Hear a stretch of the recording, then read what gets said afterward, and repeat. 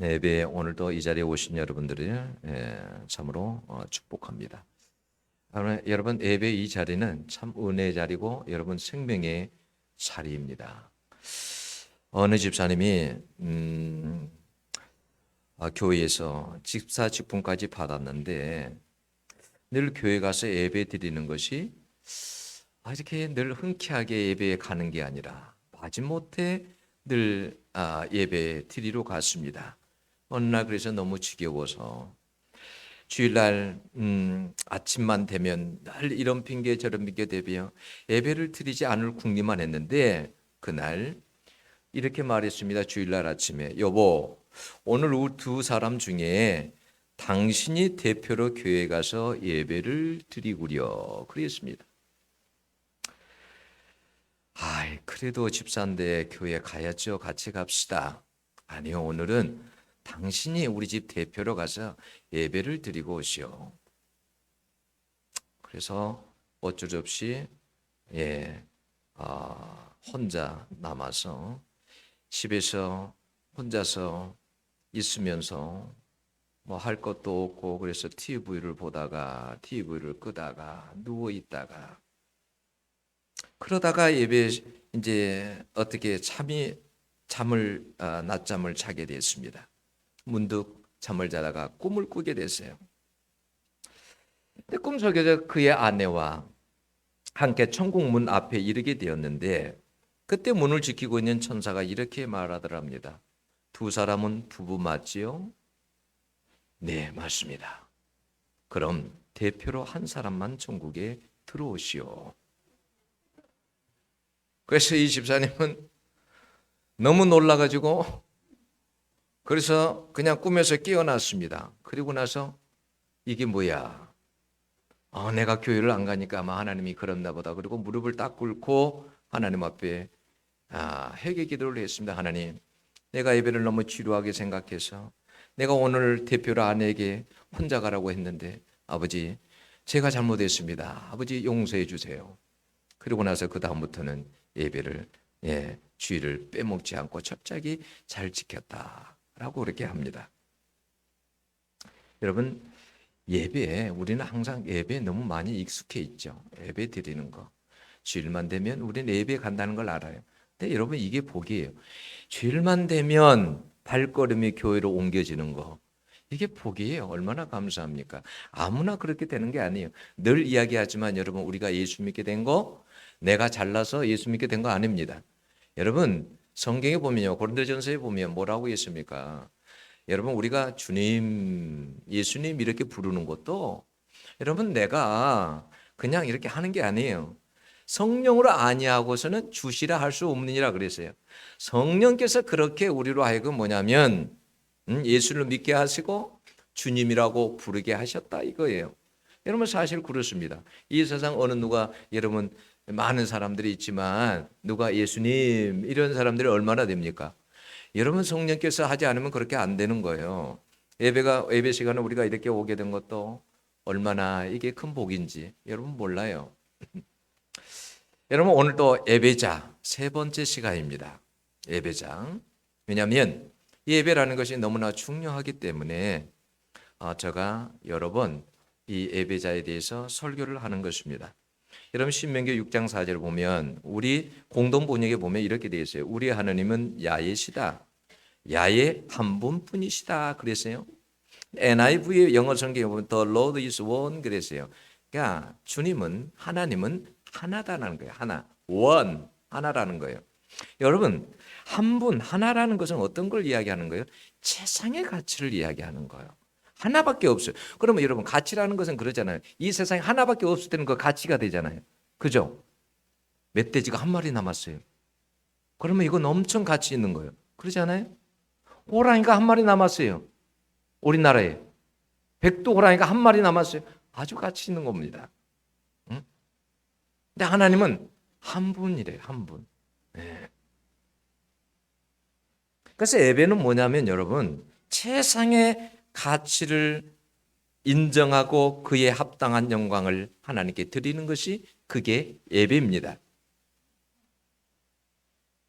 여러분 어떻게 하는 것이 영광을 하나님 앞에 드리는 것일까요? 우리 예배 우리는 그런 거 많이 하죠. 하나님 앞에 영광을 드립니다. 예배 와서도 하나님 앞에 영광을 드리기를 원해요. 그죠? 근데 어떻게 하는 것이 하나님께 영광을 드리는 것이냐는 거예요. 여러분 이 땅에서 우리가 하나님의 뜻을 이루는 것이 하나님께 영광을 드리는 일이고 하나님을 영화롭게 하는 거예요. 이 땅에서 우리가 살아갈 때 하나님의 뜻을 이루는 것이 하나님께 영광을 드리는 일이고 하나님을 영화롭게 하는 일입니다. 여러분 우리가 주기도문에서 늘 그 기도하죠. 하늘에서 이루어진 것처럼 이 땅에서도 이루어지기를 원합니다.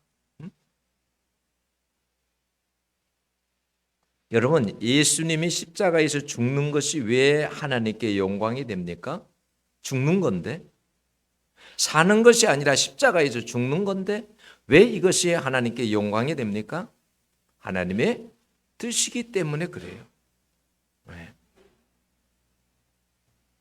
여러분 살았다면 영광이 안 되는 거예요. 이 땅에서 하나님의 뜻을 이루며 사실 산다는 것이 그래서 여러분 쉬운 일이 아니에요. 어떤 분은 돈을 많이 벌거나 유명하게 되면 이게 하나님의 영광이 된다 이런 생각을 합니다. 그런데 여러분 정반대일 수도 있어요. 하나님의 뜻은 그런 데 있지 않을 수도 있어요. 여러분 돈을 많이 버는 거 많이 소유하는 것에만 하나님의 뜻이 있는 거 아니에요. 그 돈을 가지고 어떻게 하나님의 뜻대로 사용하느냐에 따라서 달라지는 거예요. 우리가 성경에 보면 그러죠. 여러분 바울은 복음을 전하는 사람이었습니다. 그런데 항상 그에게 한 가지 고질적인 질병이 있었어요. 그게 정확히 뭔지는 모르지만 학자들은 눈 때문에 그렇다라고 그렇게 말합니다. 그는 하나님 앞에 그의 질병이 떠나기를 간절히 기도했습니다. 3번이나 간구했다 그 말은 요즘 같으면 금식 기도하고 하나님 앞에 간절히 기도했다라는 거예요. 그게 떠날 수 있도록. 우리가 생각해도 그게 질병이 떠나야 하나님의 영광이 되는 거 아니에요? 그잖아요?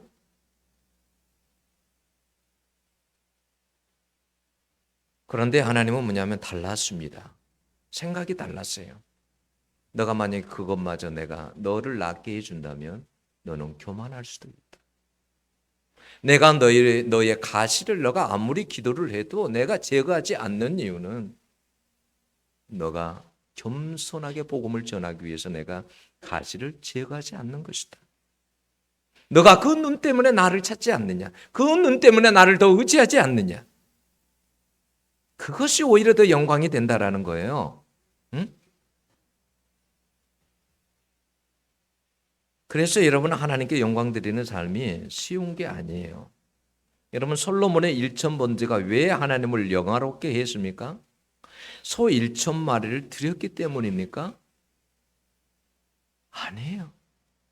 그게 아니라 번제로 1,000마리를 드렸잖아요. 근데 번제를 여러분 태워서 번제를 드리려고 생각해 보세요. 근데 그것은 뭐냐면 1,000마리를 드린 것은 자신을 완전히 태워서 자신 이 한 몸을 하나님 앞에 드리고 싶었기 때문에 하나님이 그 마음을 받으신 거예요. 그것이 하나님께 영광이 되는 거예요. 여러분 아브라함이 어느 날 하나님께서 너 독자 아들 이삭 있지 않느냐? 독자 아들 이삭을 나에게 번제로 드리라 그랬습니다. 여러분 그것이 왜 하나님 앞에 드릴 때 왜 영광이 되었습니까? 원 하나밖에 없지 않습니까? 이삭이에요. 독자 아들이에요. 근데 얼마나 귀하겠어요. 근데 뭐냐면 하나님보다 이 땅에 귀한 것이 없음을 알고 자기 그 독자 이삭을 하나님 앞에 바칩니다. 그럴 때 하나님께서 그 번제를 하나님께서 받으신 거예요. 여러분 그래서 하나님의 뜻보다도 사람의 뜻을 먼저 앞세우고 살아가는 사람들은요, 절대 예배자로 살아갈 수 없습니다. 왜요? 하나님께 영광을 드릴 수 없기 때문에 그래요. 여러분, 인도에 선다스라는 성자가 있습니다. 근데 그의 가족은 뜻이 뭐예요? 힌두교를 힌두교를 섬기고 그렇게 믿고 살아가는 거예요.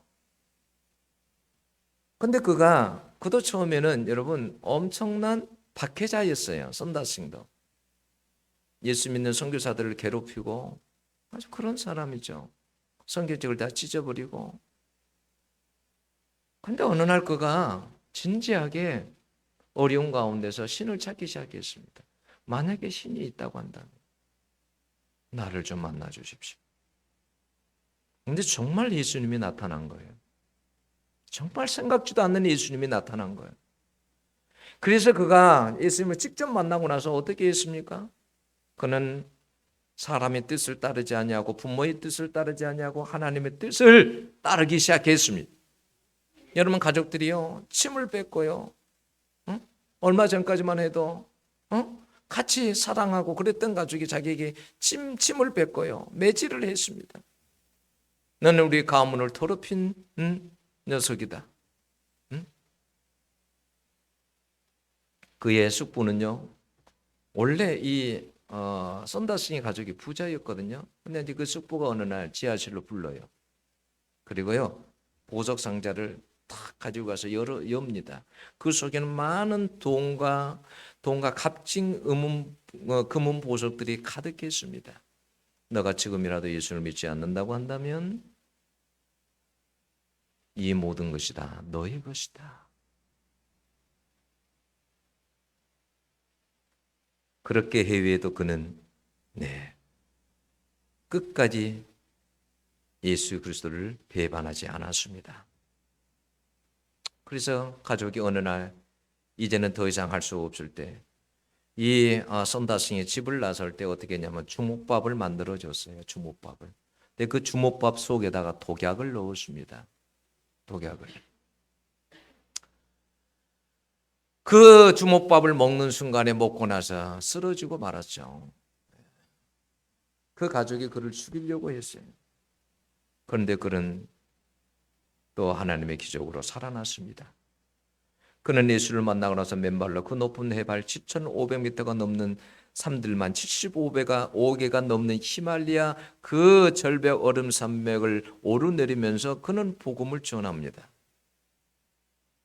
그는 예수를 알고 난 다음에 하나님의 뜻을 저버리지 않았습니다. 여러분 그런 사람이 진정한 예배자 아닙니까? 네? 여러분 하나님이 얼마나 하나님의 감동을 여러분 받았겠습니까? 우리도 여러분 선다스의 전기를 읽으면 감동이 되지 않습니까? 여러분 세상 사람들도 어떨 때 감동받는지 아십니까? 자기들과 너무 다를 때 여러분 감동을 받아요. 너무 다를 때. 똑같으면 여러분 감동을 받지 못합니다. 여러분 미르 아야코 잘 알죠? 미르 아야코 빙점이라는 책도 썼고 또 저녁이 되고 아침이 되니 이런 책도 썼고 또 길은 여기 수많은 책을 썼습니다. 한국에 번역된 것은 그 일부죠. 근데 이제 미우라 아야코가 13년 동안 병상에 있게 됐습니다. 근데 어떻게 해서 그가 예수를 믿은지 아세요? 그의 소꿉친구 고향 친구인 그 마이카와 다다세라는 친구가 이 친구가 이제 홋카이도 대학에 다니다가 이 친구도 폐병이 들어가지고 같은 곳에서 요양을 이제 받게 된 거예요. 근데 그가 예수 믿으라고 미우라 아야코에게 전도하기 시작했습니다.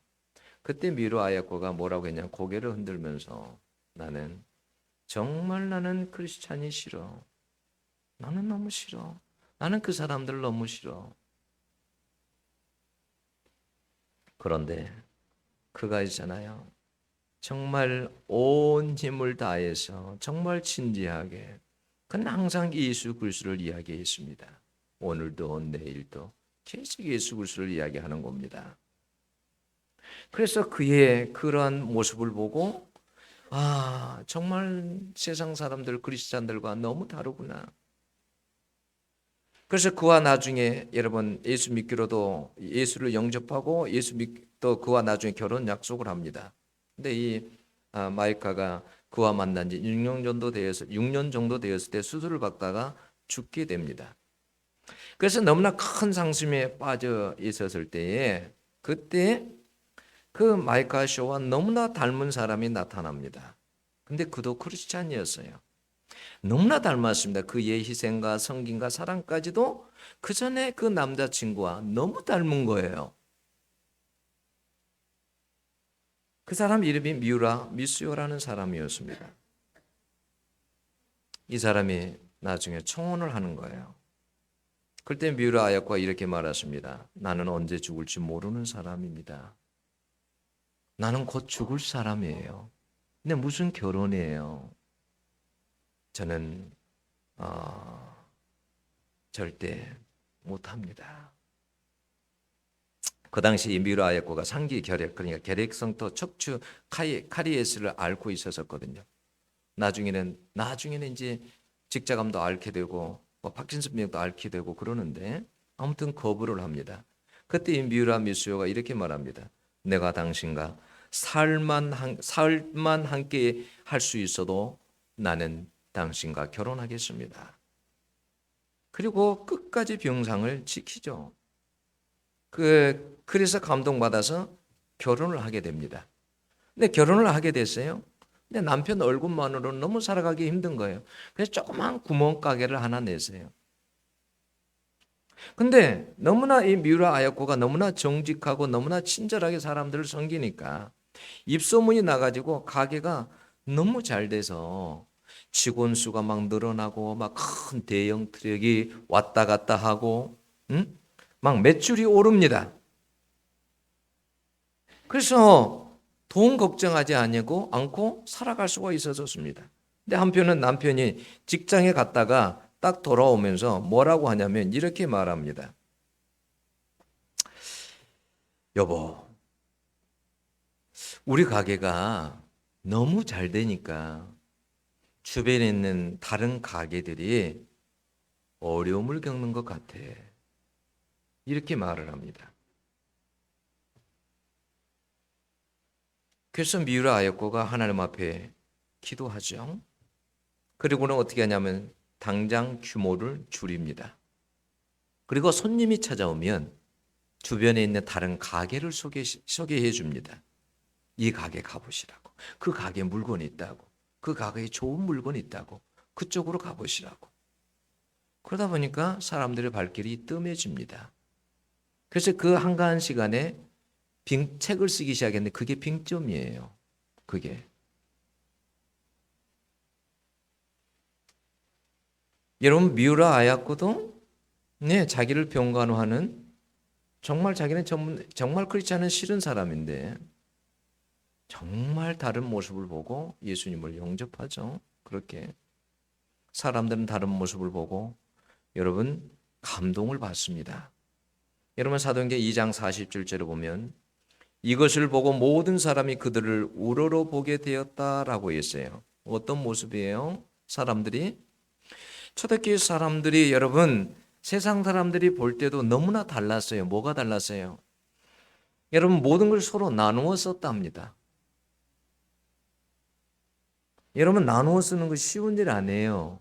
내 소중한 거 가지고 가가지고 여러분 그게 고장나면 어떻게 합니까? 근데 이런 모든 것을 내 것을 여러분 나누어 쓴다는 것이 쉬운 일 아닙니다. 그죠? 네, 나누어 쓰는 거예요. 또 그뿐만이 아니라 여러분 재산과 물건을 팔아 각자의 필요에 따라서 나눠 주었다. 여러분 내 재산을 팔아 가지고 물건을 팔아 가지고 각자의 필요한 대로 나누어 줬다? 이게 여러분 말이 돼요? 말이 안 돼요. 그래서 여러분 세상 사람들이 볼 때도 너무 다른 거예요. 그들은 기도도 열심히 했습니다. 사도들이 말씀을 가르쳐 준 대로 그들은 살았습니다. 그래서 예배와 삶이 분리가 되지 않았어요. 예배 의식과. 여러분 이들이 진정한 예배자 아닙니까?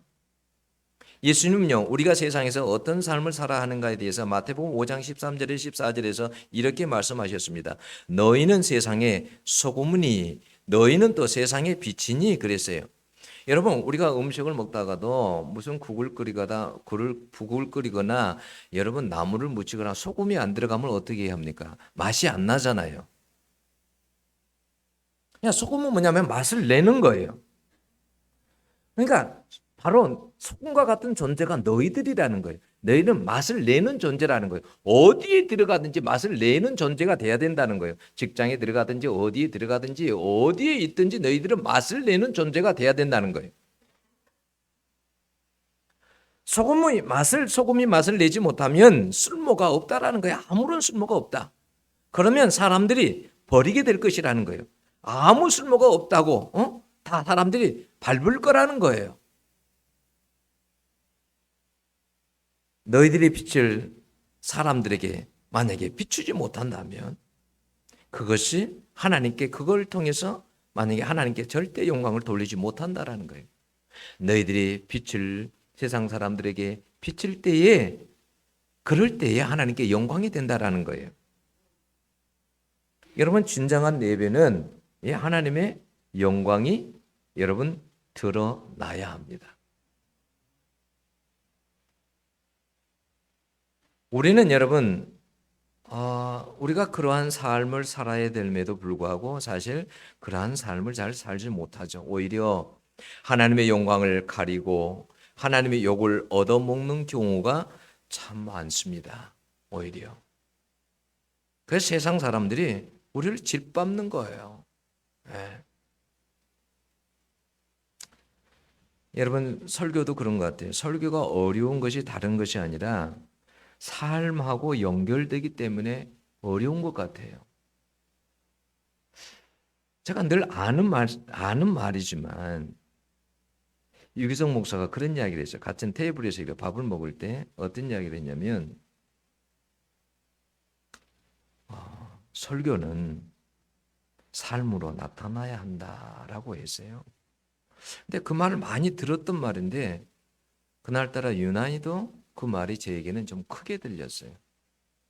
야, 삶으로 나타나야 된다. 그래야 그 설교가 정말 설교고 힘이 된다라는 거예요. 요즘은 그렇죠. 정보의 홍수잖아요. 그래서 한 편의 설교를 만들어내는 것은 어렵지 않을 수도 있습니다. 근데 설교가 정말 어려운 것은 뭐냐면 거기에 삶과 연관이 되기 때문에 힘든 거예요.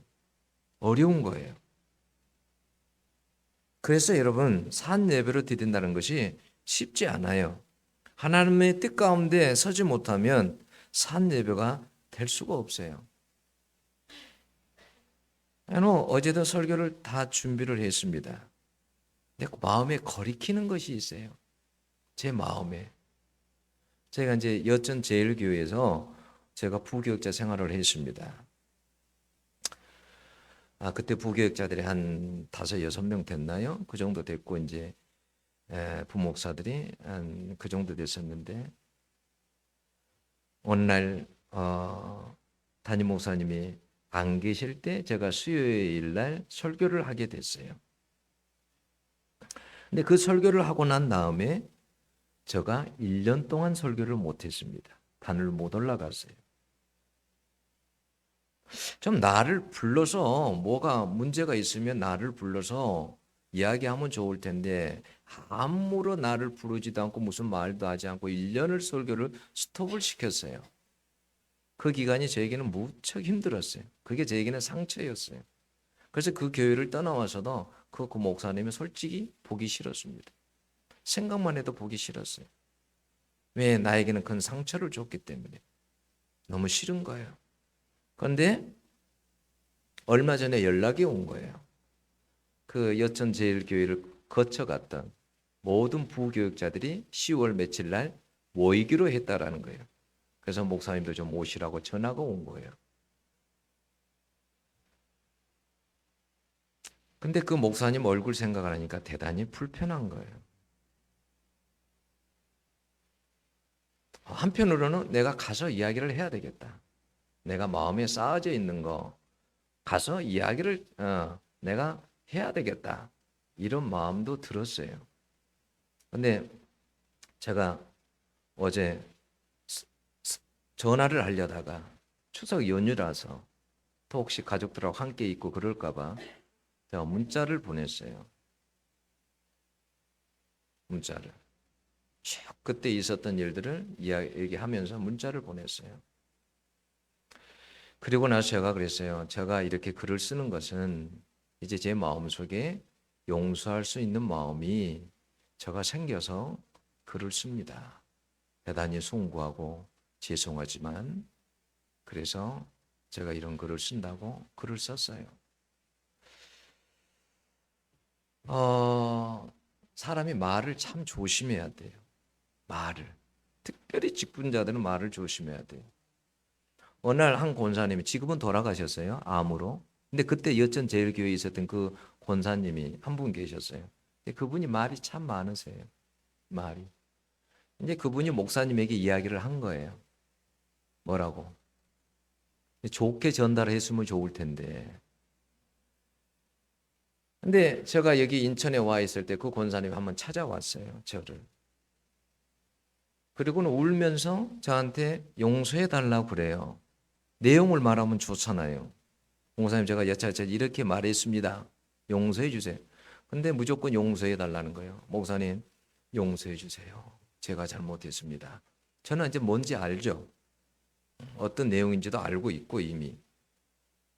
용서해 달라는 거예요. 제가 용서해 드렸어요. 네, 권사님 괜찮습니다. 다 지나간 일인데요. 괜찮습니다. 그리고 축복 기도를 해 드렸습니다. 근데 솔직히 제 마음은 안 편한 거예요. 그 목사님 생각하면 안 편한 거예요. 근데 제가 설교자잖아요. 또 설교를 해야 되잖아요.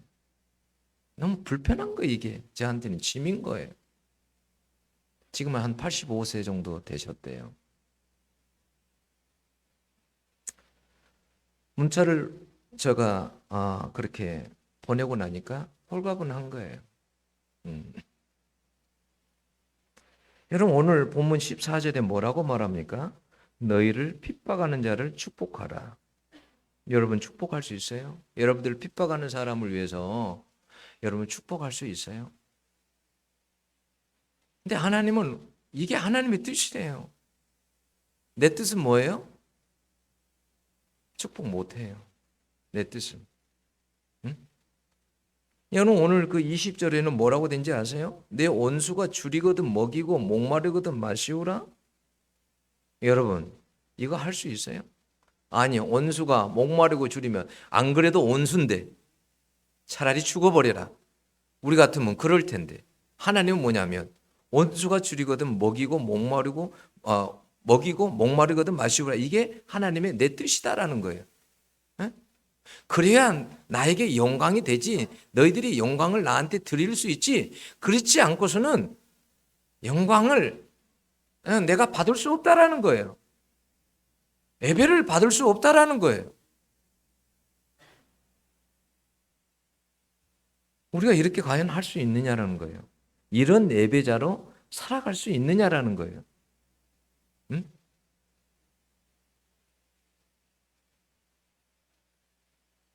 아마 우리가 이렇게 살아간다면 하나님이 큰 감동을 받으실 겁니다. 그죠? 손양원 목사님이 그렇게 살았기 때문에 많은 사람들에게 어떻게 자기 자식을 죽였는데 그 전기에 보면 그래요. 손양원 목사님 전기를 읽어보면 원래 손양원 목사가 처음부터 그렇게 하려고 했었던 건 아니에요. 순천에 있는 어느 목사님이 이야기한 거예요. 그러니까 그걸 손양원 목사가 좋게 받아서 그렇게 하기로 한 거예요.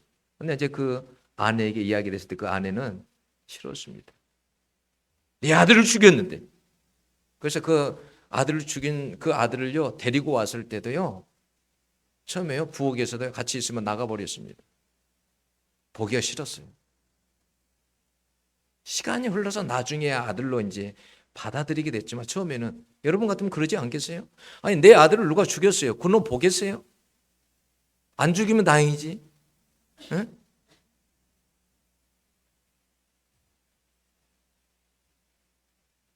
여러분 세상에서는 그렇지 않습니까? 이는 이로 눈은 눈으로입니다. 그냥 몸으로 우리에게 산 예배를 드리라고 할 때는 이런 예배를 드리라고 하는 거예요. 주님께서. 근데 이게 얼마나 어렵냐라는 거예요. 여러분 오늘 본문 12장에도 왜 계속 그런 이야기를 하는지 아십니까? 이런 이야기를 왜 핍박하는 자를 박해하는 자를 축복하라고 왜 이런 이야기를 하는지 아세요? 응? 왜 공동체에게도 함께 즐거워하는 자를 함께 즐거워하고 우는 자를 함께 울라 왜 이런 이야기를 하는지 아세요?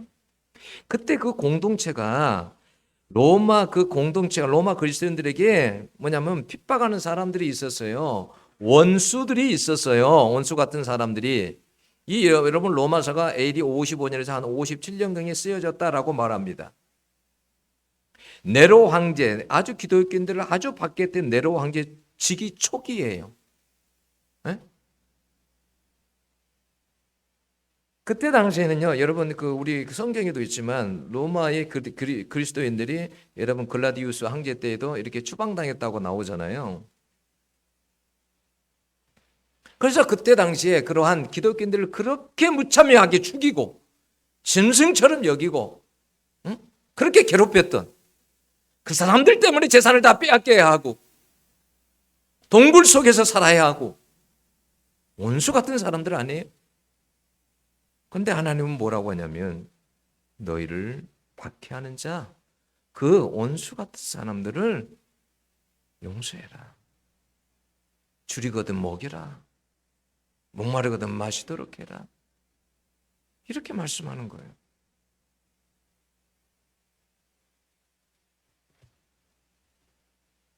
여러분 그리스도인들도 처음에 어떻게 로마의 복음이 들어갔을까라고 생각해 보면 사도행전을 보면 거의 오순절날 이렇게 온 세계에서 이렇게 모여들잖아요. 로마에 있는데 유대인들도 왔단 말이에요. 예루살렘으로. 거기에서 복음을 받고 로마에 가서 교회가 세워졌다라고 생각을 해요. 그래서 이제 유대인 그리스도인들이 교회를 지키고 있었어요. 리더가 돼가지고 이끌어가고 있었어요. 근데 이제 로마에서 다 추방령을 내니까 추방을 하니까 어떻게 되겠어요? 유대인들이 다 쫓겨났어요. 그러면 뭐냐면 이방인 그리스도인들만 교회에 남게 돼요. 네, 나중에는. 근데 나중에 이제 그 사람들이 교회로 다시 돌아온 거예요. 그게 풀려가지고. 돌아와 보니까 공동체가 어떻게 돼 있냐면 옛날에는 유대인 그리스도인들이 자기들이 리더였어요. 근데 와서 보니까 이제는 옛날에 그 이방인 그리스도인들이 이제는 리더가 돼가지고 그러다 보니까 자꾸 부딪히는 거예요. 갈등이 생기고 싸움이 나는 거예요. 이렇게. 하나님은 뭐예요? 그런 공동체에게. 내가 너희들 그렇게 늘 교회에 와가지고 너희들에게 갈등하고 싸우고 교회에 오면 내가 그런 예배를, 그런 의식의 예배를 받겠냐? 응? 사실 여러분, 이렇게 우리가 그래서 삶 속에서 삶의 예배를 드리고 예배자로 살아간다는 것이 쉬운 일은 아닙니다. 여러분 우리가 골로새 3장 23절에도 종들에게 뭐라고 하냐면 죽게 하듯 하라 이렇게 말하죠. 주인을 섬길 때. 근데 여러분 생각해 보세요. 자, 옛날에는 지금은 안 그러지만 그 당시에는 주인과 종이 여러분 확연하게 사가 구분이 돼 있습니다. 그럼 여러분 그때 당시에 뭐 종들을 잘 대해줬습니까? 그렇지 않았을 거예요. 무자비하게 여러분 주인이 종을 학대했을 겁니다. 그런데 그렇게 괴롭히고 무시하는 주인에게 종이 죽게 대하듯 그렇게 할 수 있겠냐는 거예요. 요즘 여러분 직장에 가서 여러분들의 직장 상사가 여러분을 괴롭히면 가가지고 여러분 그 사람들에게 상사에게 죽게 하듯 할 수 있습니까? 네? 제가 지난주에 뭐라고 했습니까? 예배 제대로 드리려고 하면 몸살 납니다. 그죠? 구약 시대 때 소 한 마리 잡으려고 하면 본인이 소를 끌고 가서 소를 한 마리 자기가 직접 잡아야 돼요. 그 소를 잡으려고 하면 온몸에 피범벅이 다 되고 몸살이 납니다.